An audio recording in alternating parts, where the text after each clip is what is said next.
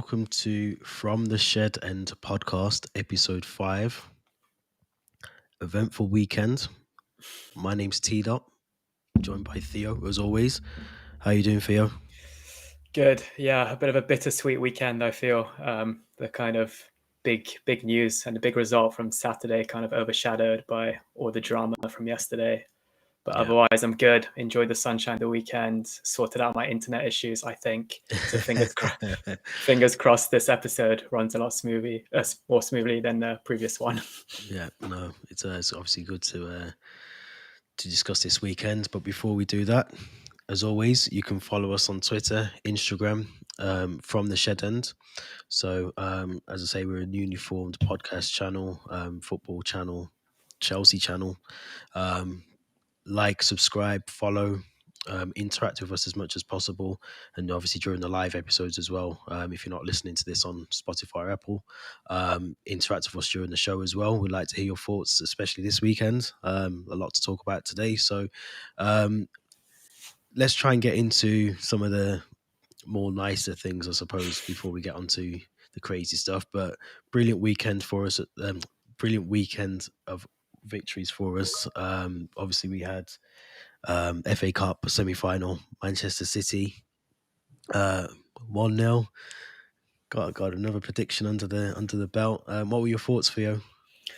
Yeah, brilliant. Absolutely brilliant result. I thought we were in control from the first minute. Like you, I predicted 1-0, but I thought it'd go to extra time. In the end, it's the same final score. But really good result. We both discussed saying that we needed a solid first 10-15 minutes of football, and we went into Wembley. We kind of showed that first 10-15 minutes we were brilliant. I think we had over 60% of the ball in the first 10 minutes, and that's against a very good Manchester City side. Yes, they were resting maybe a few of the key players, the likes of Bernardo Silva and Riyad Mahrez, but still Man City, they had some of the best players in the league on the pitch. And I think we were both talking after the game, and we felt every single player performed during that game. In that 90 minutes of football, every single player kind of gave it their all. I sound like a broken record now in these episodes, but Kante again, superb, covered every blade of grass on the pitch, intercepted balls, recovered balls, and I thought the defense was really solid. And credit to the defense, Kepa was never really tested. So I think maybe a couple nervy fans with Kepa starting, but he wasn't properly tested. And what he did have thrown at him, he dealt with it really well, I think. So I think that would do him the world of good and boost his confidence. But overall, a great performance, and I think we'll be a lot more confident now going into that Premier League game against Manchester City towards the end of the season at the Etihad, knowing that we can beat them, but also possibly, I don't jinx it, but maybe a Champions League final against Manchester City as well in Istanbul in May if results go our way as well. So overall, a really good performance, and I'm into our ninth chance to win our eighth FA Cup title in next month against Leicester City. So that'll be another interesting game. But yeah, really positive result and really positive performance.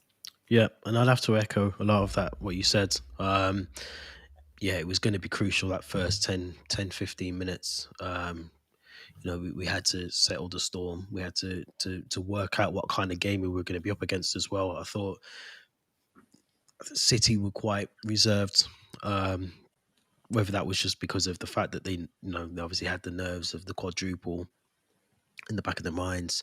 I said last night on a separate podcast that I do believe that, out of all those cups and trophies, the Champions League is the ultimate one for Man City. So if you said to them, which one would you rather drop?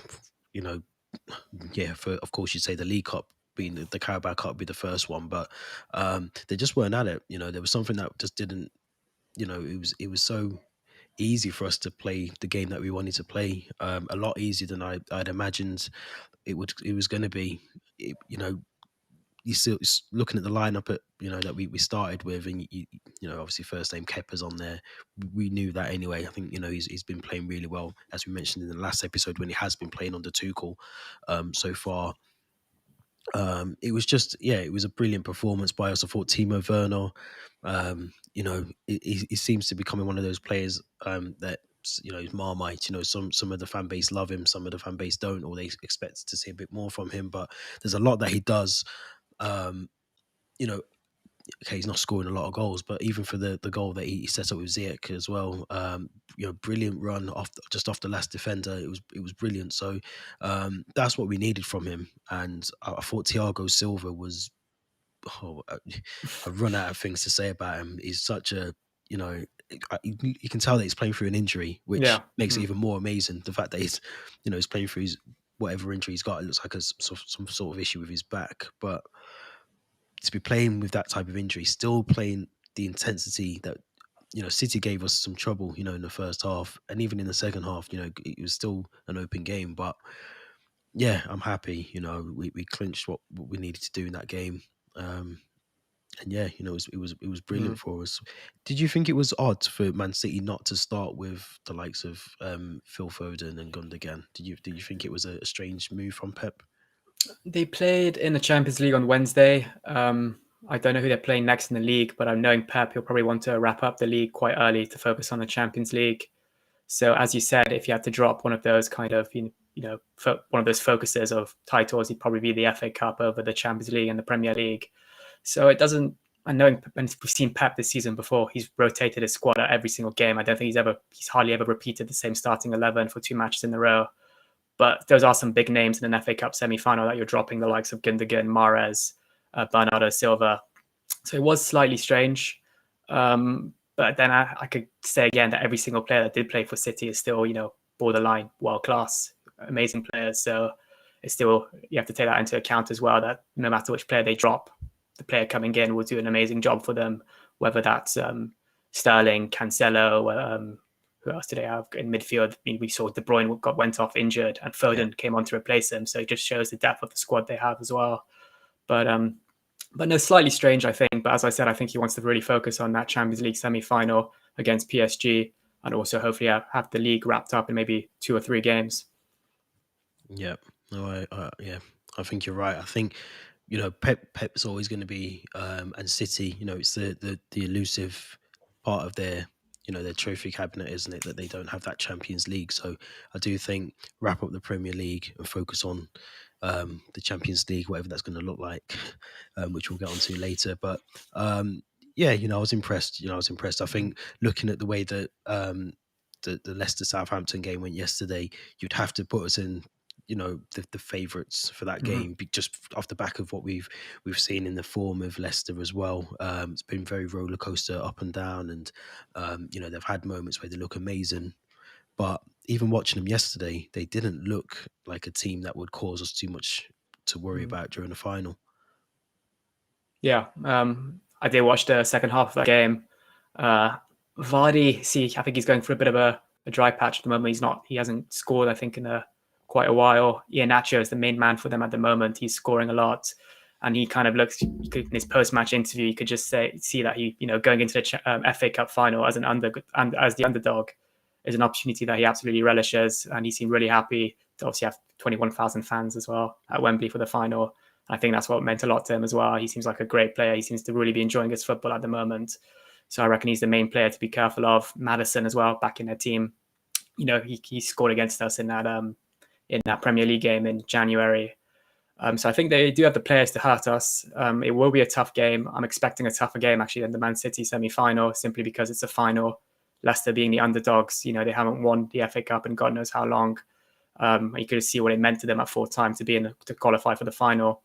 But as well, I'm expecting a much better Chelsea performance than the one we saw against Leicester in January. I think that game at the King Power was kind of towards the end of Lampard's spell. You could tell the players just seemed unmotivated. So I think a lot's changed in that 3 or 4 months since then, and I'm expecting a very good final. But as you said, I think Chelsea going in it as the favourites after watching that 90 minutes against Southampton with Leicester yesterday. So I'm expecting another FA Cup title, if I'm honest. Yeah, yeah. I'd have to say we've got to be looking to win that FA Cup final. I just wanted to get your thoughts as well on Tammy Abraham being sort of taken away from the team and not being included. And is there more to it that we've discussed around obviously our striker options for hopefully next season as well already during one of our episodes, but does that kind of tell you that Tuchel doesn't see him as a future number 9 or striker at Chelsea? I think it is kind of worrying for Tammy Abraham, if I'm honest. I mean, a lot of talk on Twitter was saying, and I was reading some articles, when you get to the cup games, you bring in your second choice goalkeeper, which is Kepa. And Kepa's played, I think, every single FA Cup game. And in that same logic, you'd maybe bring in your second choice striker, which would be Giroud or Abraham right now, with behind Werner and Havertz.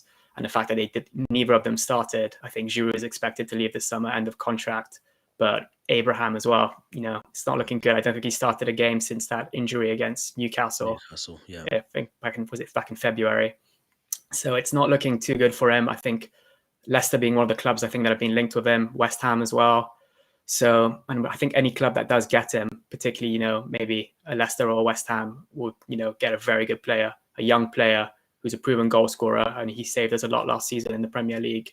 Probably one of the big focal points that helped us get top four in the end. Scored some crucial goals, the winner against Crystal Palace, early in the season, bagging that hat trick against Wolves, a brace against Norwich. Those type of goals, really what helped us a lot to kind of gain that top four spot. But yeah, it is worrying. I don't see. It seems like Tuchel doesn't really rate him as much.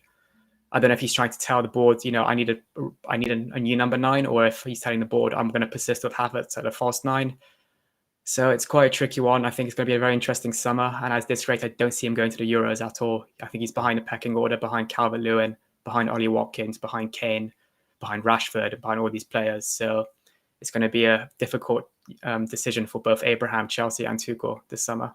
Yeah, it's looking more likely he's probably out of contention now, isn't he? And like you say, I think it's a message or a sign from Tuchel to say, we do need an out and out striker who's going to be able to deliver the quantity and the quality, I suppose, of goals that we're going to need moving forward. Whatever that looks like. We need to start thinking about that now. And it just doesn't. He's done. I think under Lampard, he done really well. I do think the injuries that he's had, I think he's had maybe 2 or 3 now, quite lengthy ones as well, that's kept him out for a while. And I do feel, sometimes some players just don't find that form for however many months afterwards, and it could be something we're not obviously seeing on training, that they're having every day that's happening on the training grounds, that's making that choice for Tuchel. But it'd be interesting to see, like you say, where he might end up next as well. Moving back to the game slightly, Fernandinho, was he lucky to stay on at one point? Because he was a bit of a cheeky little stamp on Mason Mount, and he went on. Don't forget, he didn't get booked for that one. He got booked later on in the game, didn't he? No, I think he got very, very lucky. You probably saw my series of tweets, kind of asking Mike Dean, what's he thinking? Why is he not booking him? But yeah, very lucky. I think he just maybe released a bit of pressure in time for that stamp, not to kind of have a full VAR inquiry and look into it. But even after that, I think there was 2 fouls after until he got a yellow card. Yeah. I think he all on Mount, I believe. So yeah, very lucky. And that's when you do question VAR. It's a bit like that looks like quite a violent conduct. Why are you not taking a look at it, even if it's not a red? I want to have that little message on the screen saying VAR, violent conduct check. But yeah, very lucky boy, I feel. And he's got that side to him.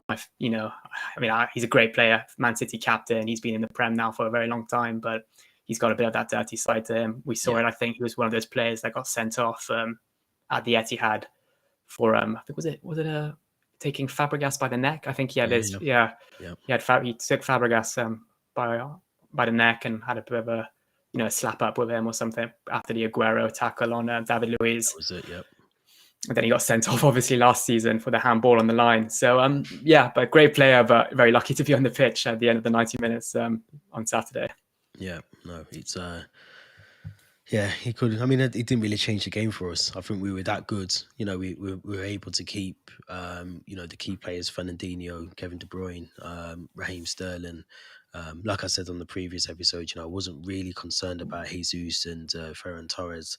They weren't really my concerns. I did find it interesting that Gundogan didn't start the form that he's been in. Phil Foden, arguably, yes, they've got league games coming up as well, but they have got that depth in the squad. And I think had they started them, they go 2-0, even 3-0, 3-1, 2-1 up. I do think they've got enough in there that they could have brought off some of those players, and we could have been talking about a totally different game today. But nonetheless, as a Chelsea fan, you have to be happy with the result.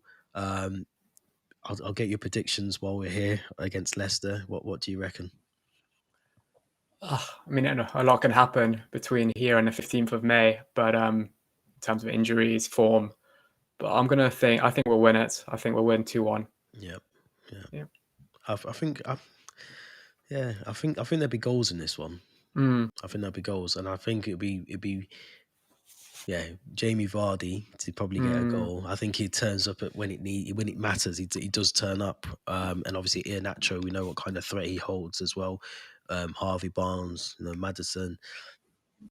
They might hit a peak of form at the very end. They didn't play badly yesterday.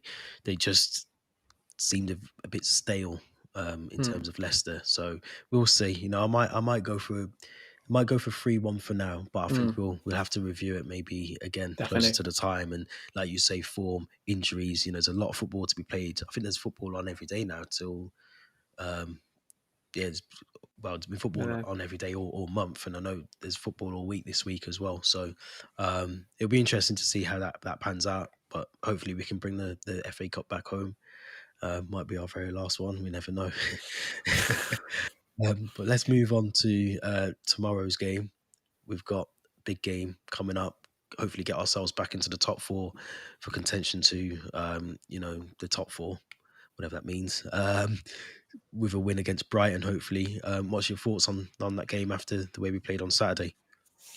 It's a must win. And I think we will win. I'll give you my prediction later on. But West Ham lost 3-2 to Newcastle on Saturday, which means that if we win this one tomorrow, we can overtake them and kind of, be in a stronger position to be in the top four. I was looking at, before starting to record this podcast, I was looking at the Brighton's latest results. They've been good. Very good. They were unlucky not to get at least a point at Old Trafford, I think, a few weeks ago. They've won a couple of their last games.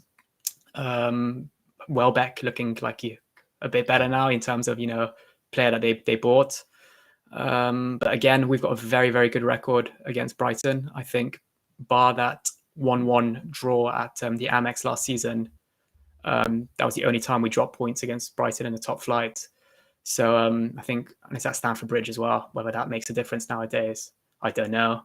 But I'm expecting a win. I think we're looking good, very comfortably defensively and offensively. Every time we record these, I always suggest some changes in the lineup. But Tuchel seems to be quite set now with that starting 11, a lot more than he was a few weeks ago.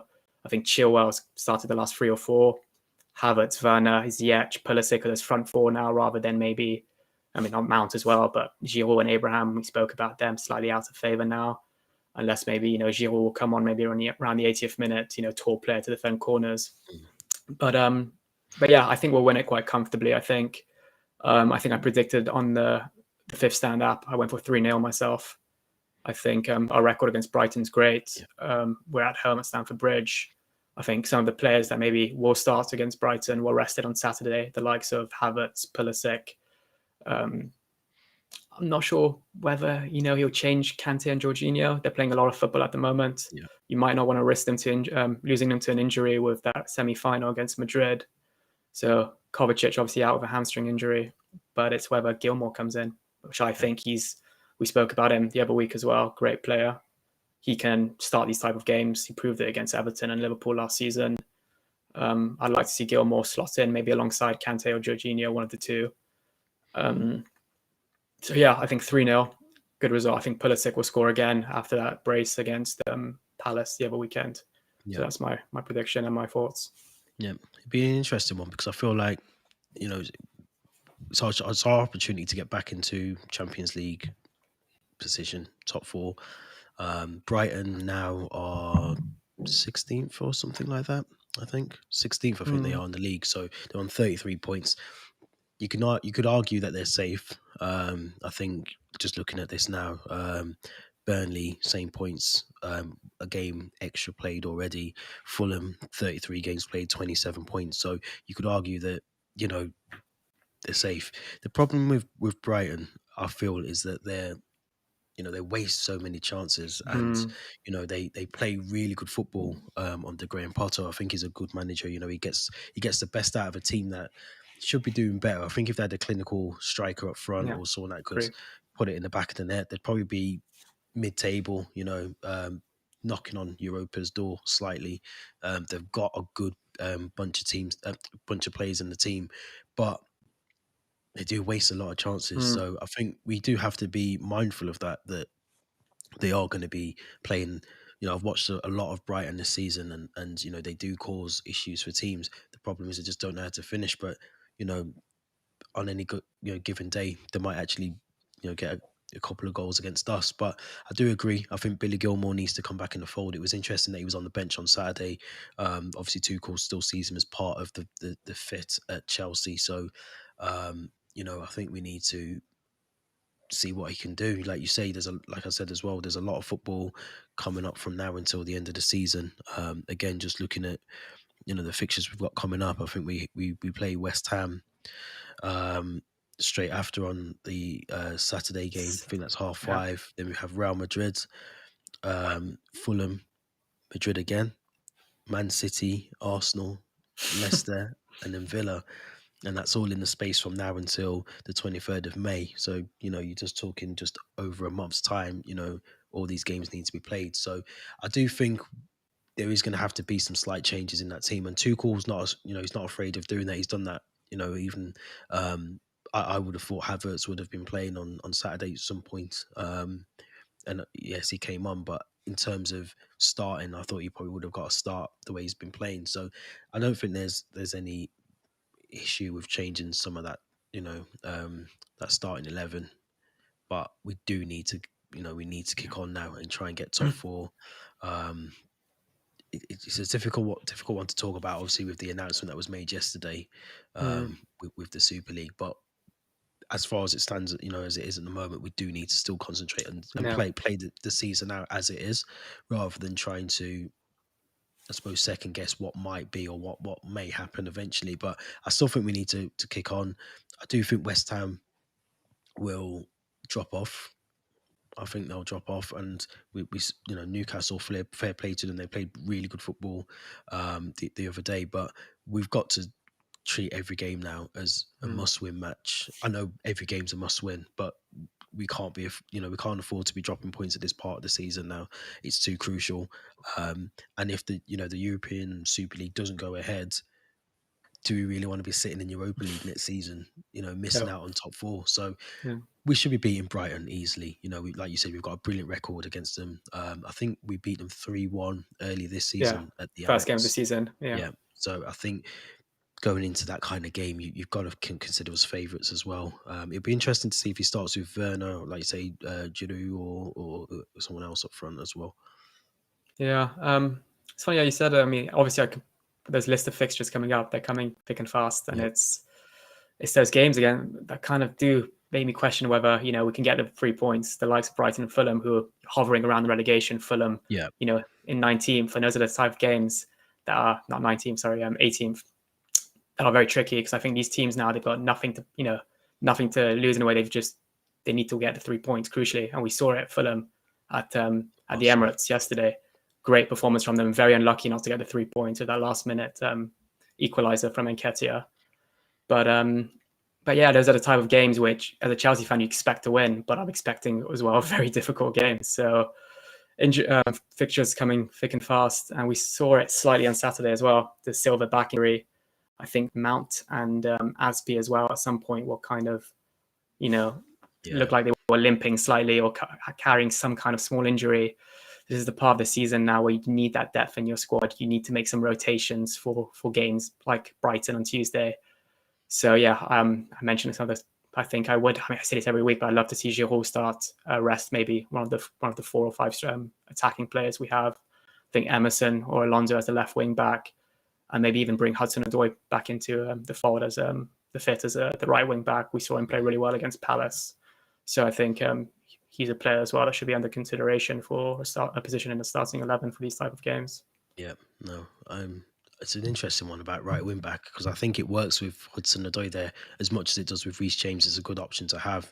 I agree with you. Mason Mount looked shattered on Saturday. Mm, He looked shattered, like he'd been playing the game 90 minutes before the City game. He just looked like a player that's been, and rightfully so. I know he hasn't been used.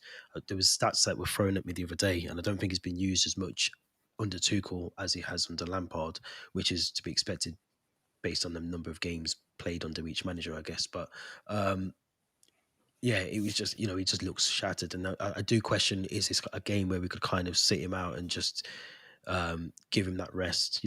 Maybe I think out of the two games, you look at, Brighton and West Ham on Saturday, which one would you rather have him in? And the way mm, that West Ham are playing at the moment, you'd probably have to say, we need him at West Ham. That's no criticism to Brighton at all, but I just feel like we can probably get away with tweaking, like you say, Hudson-Odoi right wing back, maybe putting Billy Gilmore in there, who's not a bad player at all. Same no, with no. Hudson-Odoi, that we're not replacing these players with, players that you kind of raise the eyebrows at. They're good enough to start in the team already, so it'd be interesting. I think Mm. we'll win. Um, Let's see if I can get a hat trick of predictions.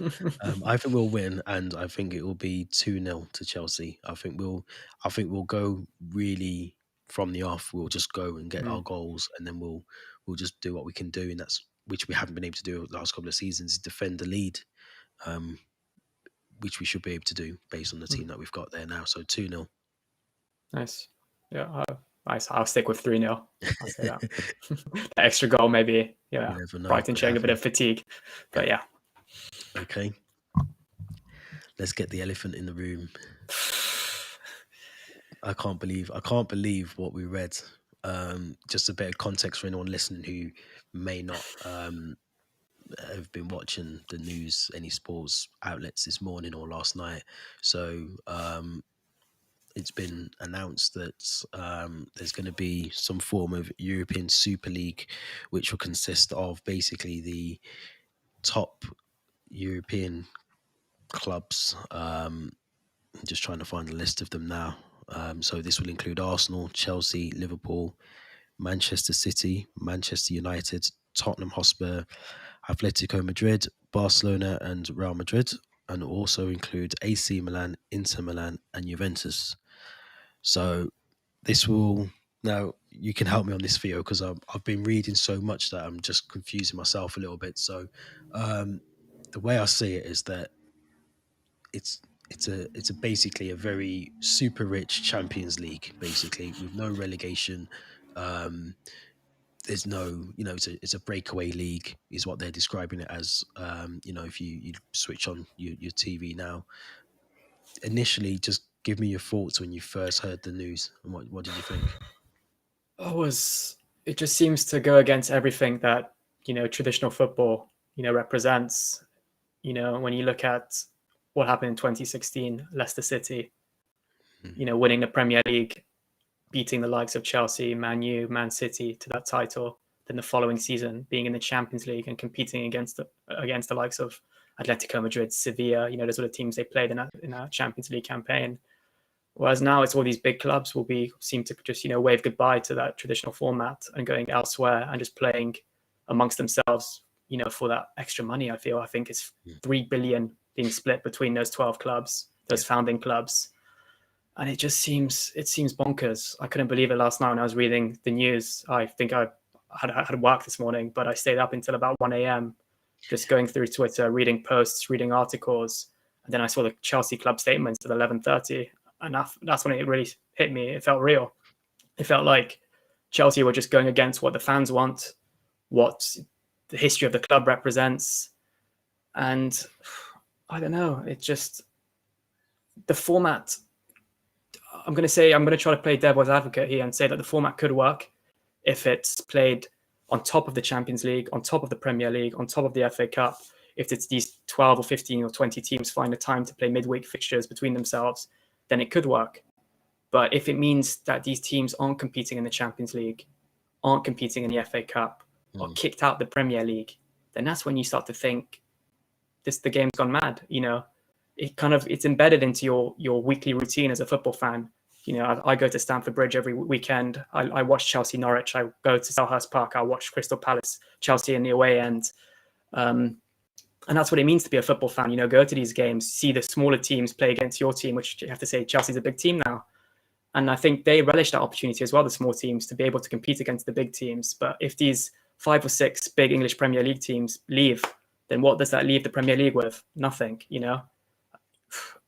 And I think Gary Neville summed it up perfectly as well in his passionate interview with Sky Sports. He was criticising Man U, his former club. He's criticising Liverpool, called themselves the People's Club.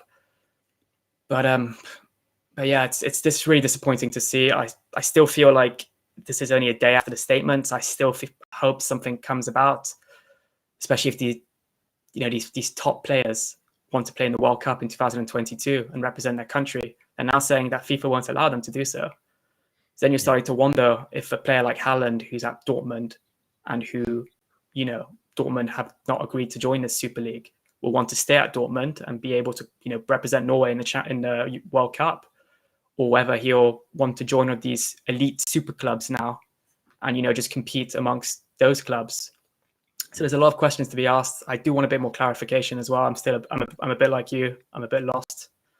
But I think the next couple of weeks will be really, really crucial to understand a bit more about this and see how the rest of the season plans out with top 4, with Champions League semi-finals now saying that they could be cancelled as well. So yeah, but very disappointed and almost disgusted as well. Disgusted at the moment to see that what they've decided. Yeah, and there's a few things that when I first initially heard the announcement was, first of all, I mean, I work in project management as well, so I know that these conversations haven't just been cobbled up in the last 7 days. These clubs have been orchestrating this behind the scenes they've got to have had so many consultations, and they've got to have so many discussions with each other. And you can't just cobble something like this together in a week and then just throw out an announcement. So that makes me realize, even going back to some of the decisions that we made, sacking Frank Lampard, if we knew we were going to be entering into this Super League, what was the reason and the rationale behind sacking Frank Lampard? He got us into the top 4. Of course, it's probably not the best example to give, but we were talking about, we're not going to make top 4 if we keep Frank Lampard and this and that, and these were the reasons that were being batted around by Chelsea fans as well. So that goes out the window if you're joining a Super League where you can't get relegated, you won't be playing in the Champions League. Or any domestic, because I mean, from what I read yesterday, there's no FA Cup if you enter the Super League, no FA Cup, Community Shield, League Cup. The UEFA have said the same, that you can't enter the Champions League or the Europa League if you do return back to English football Fifth as we League, know yeah. it. You're in the 5th league, so there's so many things that are going on, and again, someone else said to me, have Man City and Chelsea been sort of forced into it? They don't want to be left behind. It seems very Americanized, and it does seem that way. I know NBA's run very similar, NFL's very similar to how this sounds like it wants to be, but can it really work? I don't think it can. Do I really want to watch Arsenal being pumped, 7-0 by Barcelona? I don't. Or Chelsea, could happen to Chelsea one weekend. Do I really want to watch an Audi Cup preseason tournament, which is what it will feel like? It will feel like I don't think they said now, the games will be played home and away. Eventually they'll do what NBA does, and they'll bring it on tours. The NBA go to London, they go to Paris, I think, as well. Another, football will be played in Singapore, it will be played in Dubai, because that's where the money will be as well. It just feels like, it was only a couple of seasons ago, I was having a very mad and heated debate around grassroots football. What happens to grassroots football now? Because you're not going to have your youth, candidates and your academies. They're not going to be coming through your Chelsea academy and going into that team, because you can't afford to bring them through. Can you bring them through? What happens? There's so many issues that stem from this that I don't know who's got the answers, how we find out the answers, but there's so many issues that stem from it as well. TV is another one. How does it work for the TV rights? for the little clubs, as say little clubs, it's not the right word, but the less the teams below the top six is what we're talking about here. So we look at an Everton, a Burnley, a Southampton at the moment. Those clubs, some of them survive on that TV money. There's so many things that I could talk about it all day. I just don't. If I'm Mm, honest, I don't agree with it. Um, I think it shoves the face of money into the hands of people that don't really understand. They're not football fans; they're business owners. Which is it. Just yeah, I just even now I'm struggling to yeah, lost for words, really. process. Yeah, I am. I'm trying to process what is actually happening. It just doesn't make sense to me. No. Could you see yourself still having the same desire and passion, watching our team, playing in Mm, the Super League? Could you see yourself having that same passion of, like you mentioned, going to Norwich and Crystal Palace? And I know you go to away games, European away games as well, but it'll be so different. That process will be different. Can you see yeah. yourself still having that passion for Chelsea? Mm, Chelsea is almost like I was born almost, supporting Chelsea. I live Yeah, around the corner from Stamford Bridge. It's kind of embedded in me, in my routine, as I said. But this is definitely going to have an impact on that. I've spoken, I've had debates with Chelsea fans saying that they're going to almost stop supporting Chelsea or not follow the club as much. One of my childhood best friends is in Belgium, huge Club Bruges fan. And, since we were kind of, kids together, he started supporting Chelsea as his second club. And, he's a huge Chelsea fan. And following the news yesterday, he said that he's not gonna bother with Chelsea anymore. He thinks it's a disgusting and horrible decision that the club have decided to do to sign up for. But myself, it's very difficult to say right now. I just want to focus on the rest of the season if it does go ahead. And as you said as well, if it does get Americanized, like the NBA, the NFL, where these games are played abroad. I've been to a few NBA games at the O2, which are regular season games at yeah, the O2 in London. And if some of them are played in Paris and Mexico City, probably, as you said, Singapore and Dubai will be the next on the list now. It'll make it harder for fans in London to travel to these games as well. mm, And it does feel like almost a pre-season tournament, and which is at the end of the day isn't as glorified nowadays. A pre-season tournament, there is silverware at the end of the day, but it's not the type of trophy that you're going to parade across. You say, tell your rivals, I've won this, I've won this. So it's difficult. It's very difficult, and I feel like I was trying to have a thing last night because I was struggling to sleep, and also yeah, just it felt like a bad kind of, I was hoping to wake up in the morning thinking that was all a bad dream, but yeah, I was thinking of another.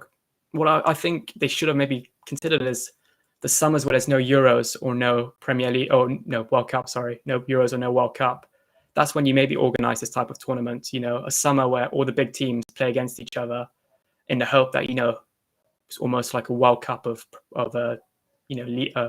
teams, domestic teams, so the likes of yeah. those 12 teams we mentioned against each other, and then you can play abroad. Whether it will have the same kind of prestige as the Champions League, I don't know, but to have this during a regular season at the same time or to replace it, no, I find it so tricky to try to, as a Chelsea fan that goes to Stamford Bridge every weekend, I'm going to find it really hard to kind of adhere to that. And Mm, the fact we're playing Real Madrid in a semi-final for the first time in God knows how long, since the Cup Winners' Cup, I think in the 90s. yeah, It's a special fixture for us. It's a special fixture. I grew up, watching Real Madrid of Zidane, Figo, Raul, all these players, and now to be playing against Real Madrid, obviously a very different team now, in 2021, is a huge fixture. And if that fixture is going to be repeated every other month, then it just takes away from it. So it does. yeah, it's going to be hard as a Chelsea fan. I really hope something happens in the next weeks or months to sort this issue out. But yeah, I'm struggling to see a vision at the moment or a future that's kind of getting my Chelsea routine how it was in the last decade, 20. Yeah, I'm struggling. I'm lost for words. Yeah, But no, and it's a good point. It's a good point. I think we're talking about something that hopefully doesn't happen, but if it does happen, then you have to question a lot of things that are going to happen to the other clubs that will be left in the Premier League as well. How will that work? Does that mean only one team now gets relegated at the Premier League? There's so many issues and questions, and financially, it's brilliant for Chelsea. It's brilliant for all the clubs that are involved financially. If this was anything away from football, and I could take sort of my biased opinion away that I always have around Chelsea, I'd say this is brilliant, brilliant bit of business because it sets the club up in the right way. Um, you know, th- all the clubs that are involved are going to gain from this financially, but from a fan, it's it's sickening. I just Mm. can't believe that Chelsea as a club, it was only, I think I was reading a Forbes interview with Roman Abramovich, and I'm not saying that obviously there's a lot more in between that's obviously discussed to get to that point, but the Forbes interview mentioned, the passion of the fans, the importance of having fans, you know, the fact that the fans meant so much to Roman Abramovich and also Chelsea Football Club, and then to do this. I mean, Arsenal's a prime example, and Spurs, they've not been in Yeah. the Champions League. Well, Spurs have, but they haven't won it. Arsenal sacked about 40 members of staff, Mm. backroom staff, and the mascot, and now they've got this money that they're going to be getting from the Super League. It just doesn't. There's so many things that don't sit right with me. There's so many things that just don't sit right with me when it comes to this. And I think it does need some sort of professional governing body to come out, or whoever who needs to have that statement and just give a bit of clarity about what happens next. Because last night I was reading rumors that the semi-finals of the Champions League were Mm. to be cancelled or postponed. I've since read this morning that that isn't the case, and they should hopefully still be going ahead. But what happens to tonight's game? If Liverpool are involved in the Super League, and they've announced that they're going to be doing they're going to be partaking in the Super League. Does tonight's game get cancelled, or because they've said that now? Or what about our game on Tuesday? There's so many things that just need to be cleared up quickly as well. Because I think the problem with social media is that everyone's got an opinion, everyone's got a voice, and you don't know what's the truth and what's not. Yeah, yeah, it's tricky. I don't know what to say. It's going to be a very difficult one, and the fixtures coming up, I think it's going to be quite important how the teams react. We saw Yeah. Mourinho today, the news around Mourinho getting sacked, and there's sort of kind of rumors now that that was linked to him not wanting to go out on the training pitch with his players, following Tottenham's statement that they'll be participating in the Super League last night.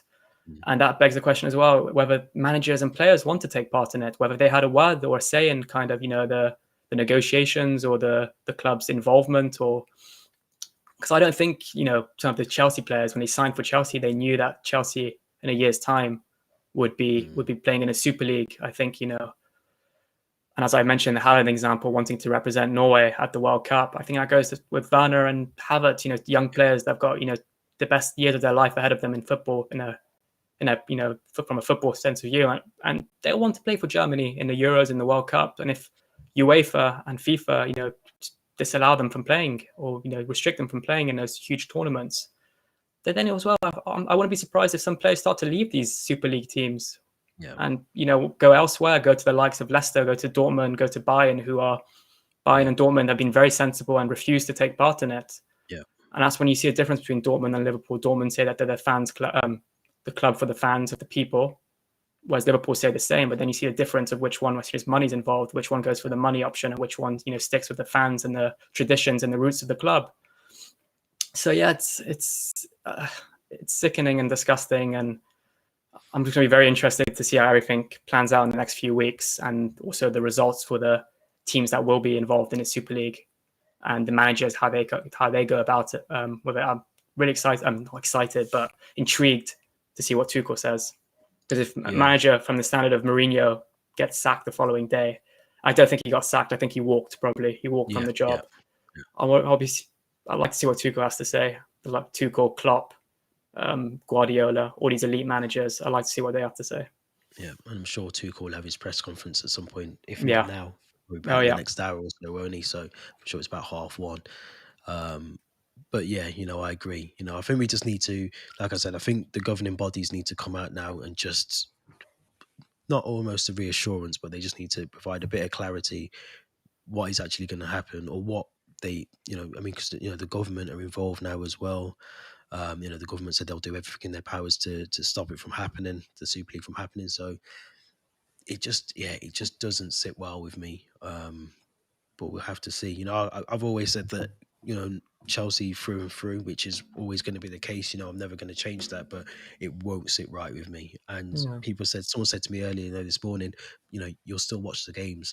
Yeah, I watch I watch Chelsea games through and through. I will, but just because I'm watching the game, it doesn't.